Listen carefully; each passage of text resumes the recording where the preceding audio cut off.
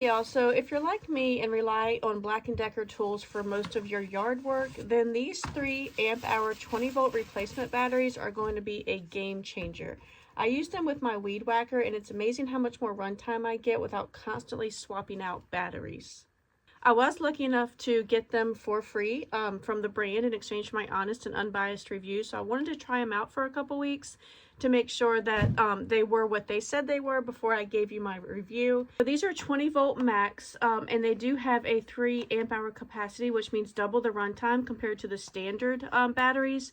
So for me, that's more than enough power to tackle the yard and trim everything in one go. They do fit perfectly just like the originals, and they're fully compatible with a bunch of Black & Decker 20-volt tools, so you can use them for all of your projects. Plus they have no memory effect, which means they'll hold full capacity charge after charge. It is easy.